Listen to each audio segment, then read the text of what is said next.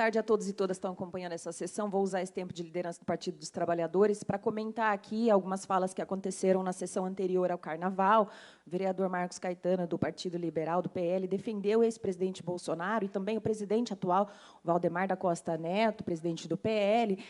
e disse que tratava-se ali da prisão, de uma operação da Polícia Federal, de uma investida da mídia contra essas figuras, justamente para dissimular uma questão fiscal do governo federal, que é o chamado déficit fiscal, também chamado de maneira oportunista pela imprensa corporativa, de rombo, sem que seja, de fato, explicado o que está por trás, aí, o que compõe, de fato, esses montantes que a gente fala déficit fiscal, que, na verdade, é a diferença entre aquilo que o governo federal consegue arrecadar e aquilo que ele efetivamente gasta. E aí eu queria trazer aqui, explicando em detalhe, presidente, porque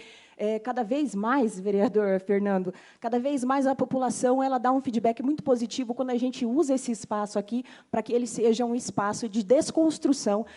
de abordagens enviesadas ou parciais, né, para falar minimamente, aí, delicadamente. Então, explicando no detalhe, 230 bilhões em déficit, o que corresponde a 2,12% do PIB, e esses valores, uma parte desses valores, são valores relacionados ao pagamento de dívidas de precatórios, que são aquelas dívidas, nesse caso da União, do governo federal, que são dívidas já pacificadas pela Justiça e com condenação judicial definitiva. Esse acordo de precatório, esse valor pago de precatório, foi pago de maneira adiantada. O governo federal poderia ter até 2027 para fazer esse pagamento, mas, por uma questão de transparência, de planejamento estratégico, se optou por adiantar esse pagamento já em 2023. E isso é muito importante trazer, porque é o sentido do cumprimento da lei de responsabilidade fiscal,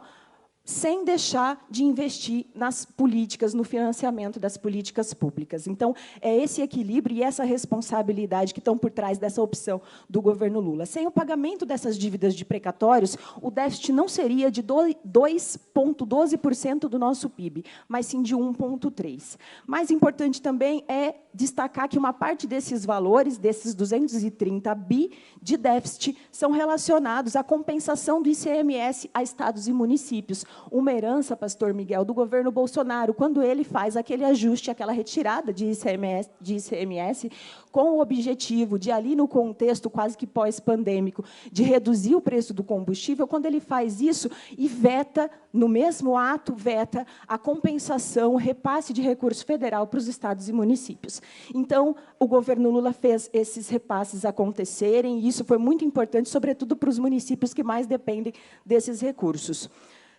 Sem esse valor de compensação, vereadores e vereadoras,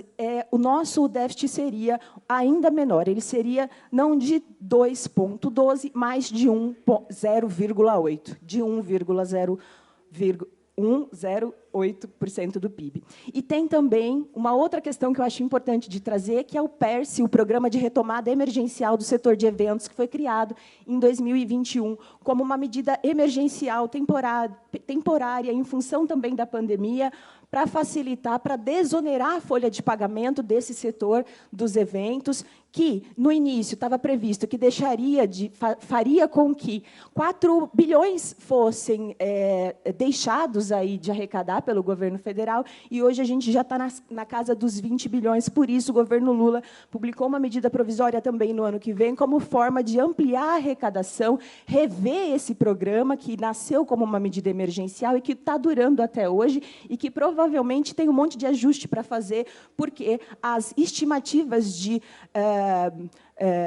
perda de recursos arrecadados, essa palavra sempre me foge, essa palavra, abrir mão de receita, né? Ela já está muito acima, né? Ela já supera em 4 vezes a projeção inicial. Ou seja, nem mesmo as robustas evidências da participação do ex-presidente Bolsonaro na tentativa de golpe de Estado, que se desenrolou entre 2022 e 2023, nem mesmo o fato dessa turma estar sendo indiciada por diversos crimes, nada detém essa galera que segue investindo nesse discurso polarizado que o nosso mandato tem buscado desconstruir e que nem sempre, aos mais novos e mais novas, é importante lembrar lembrar, nem sempre, vereador Tite, foi o tom, nem sempre deu o tom